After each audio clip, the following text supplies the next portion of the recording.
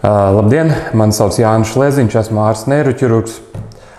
Šodien es gribētu pastāstīt vienu gadījumu no dzīves, no manas profesionālās darbības, kas diezgan labi raksturo, ar kādām dilemmām dažkārt ir neiroķirurgiem jāsaskarās un ar ko jāstrādā. Tātad situācija bija tajā laikā, kad es strādāju bērnu slimnīcā, un bērnu slimnīcā nonāca 3-gadīga meitenīte, kuru strauji steidzamā kārtībā pārveda no Daugavpils slimnīcas.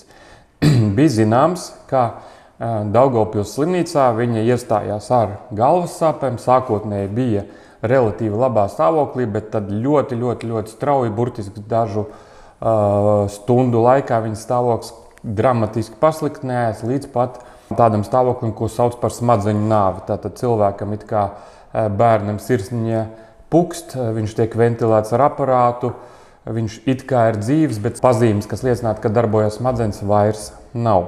Noskaidrojās, ka pārvedot uz bērnu slimnīcu, noskaidrojās, ka šai meitenītei 3-gadīgajai ir smadzeņu audzējs galvaskausa mugurējā bedrē, tā saucamā aizmugurē. Un tas iemesls, kāpēc viņas veselības stāvoklis pēkšņi pasliktinājās, bija tā saucamā obstruktīvā hidrocefālija. Ļoti vienkāršotā izpratnē galvas smadzenes ražo arī smadzeņu šķidrumu. Un šis smadzeņu šķidrums tiek radīts šajos smadzeņu vēderiņos.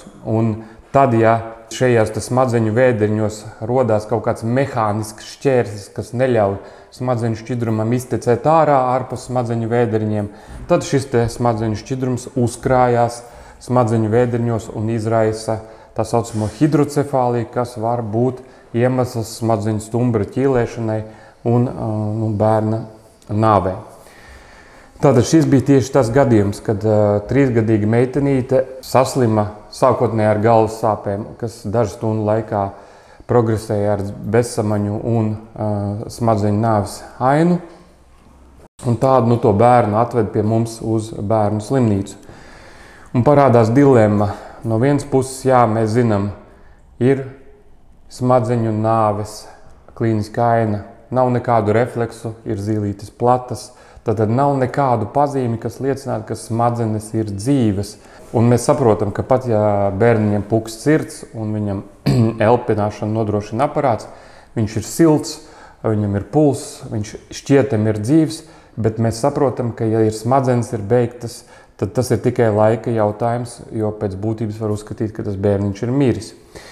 Taču dilemma parādās. Ja?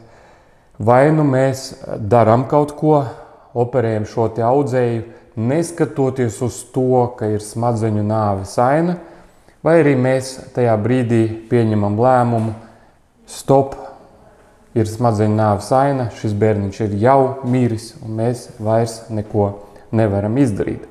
Un, protams, ka šajā situācijā ārstu galvā ir tāds sajūta, bet varbūt ir kaut kāda maza procentu daļiņa iespējamība, ka kaut ko vēl var izdarīt, ka pēkšņi izoperēt šo audzēju, likvidējot šo slimības cēloni, varētu bērniņš tomēr attiet, teiksim tāds. Ir tāds vārds attiet, ja, tātad atjaunoties viņa smadzeņu funkciju. Un, protams, ka šādās situācijās mēs runājam arī ar vecākiem un stāstam, ka, redziet, situācija ir tāda, ka izskatās, ka ar 99,9% varbūtību, ka viss ir slikti, tomēr mēs neviens neesam dievs un mēs nevaram pateikt par 100%, ka viss ir slikti. Ka, mēs esam gatavi izdarīt operāciju, lai arī varbūtība, ka būs kaut kāds labums, ir tuvu nulē. Protams, ka arī tādā situācijā vecāki ir izmisumā un to var pilnībā saprast, un viņi ir gatavi teikt ārstiem, dariet visu, ko vien jūs varat, ka tikai jūs mēģināt kaut ko izdarīt lietas labā. Tomēr, jā, šī operācija tika izdarīta, tātad tehniski veiksmīgi, tātad atverot attiecīgā vietā galvaskausu un izdalot šo audzēju, likvidējās šis korķis smadzeņu šķidruma atteces ceļos, un pats audzējs arī tiek izņemts ārā. Un tehniskā ziņā operācija norit tīri labi. Protams, ka, diemžēl, tā kā tas arī bija paredzams, pāris dienu laikā arī sirsniņa pārstāja pukstēt, un šis bērniņš nomirst.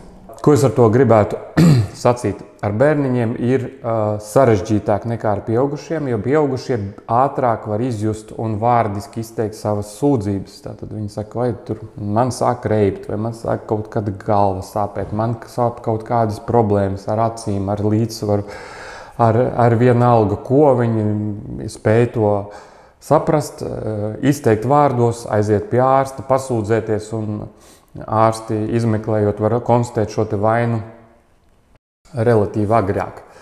Taču ar bērniem, protams, ir sarežģītāk, nevienmēr viņi spēj pasūdzēties, nevienmēr viņi spēj pateikt, vai nevienmēr viņi spēj precīzi formulēt to savu problēmu, kas tad viņiem īsti kaiš. Un tad, kad vecāki skatās uz šiem te bērniem, jā, nu viņš tā kā tīri neko, temperatūras nav, asins analīzes labas, jā, un spēlējās, un ir pie pilnas samaņas, un viss šķietami viss ir labi, bet tur iekšpusē dziļumā teorētiski var būt arī šāda problēma, kas lēnām attīstās. Un sliktākais šajā gadījumā ir tā, ka, ja jūs noskatoties šo video, sākat baidīties par saviem bērniem, ka nedod Dievs, viņiem arī varētu būt kaut kas tāds, un ka tas izraisa sajūtu, ka vajag uztaisīt visiem bērniem bildes galvai, lai pārbaudītu vai ne.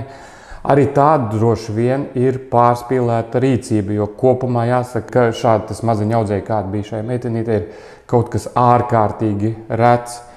Tā kā tādas ir arī, diemžēl, situācijas, kas ir ļoti grūtas, par kurām mums jādomā. Tā skatā jāpieņem lēmums operēt faktiski jau mirušu bērnu. Ar cerību, ka uz brīnumu, faktiski ar cerību uz brīnumu. Paldies, ka skatījāties! Komentējiet, uzdodiet savus jautājumus, spiediet laiku, parakstieties uz šo kanālu. Ja jums ir kādi ierosinājumi par tēmām, kuras jūs gribētu dzirdēt, lūdzu rakstiet. Mēģināsim uzfilmēt video, lai atbildētu uz jūsu jautājumiem un paskaidrot tos jautājumus, kas jūs interesē. Paldies!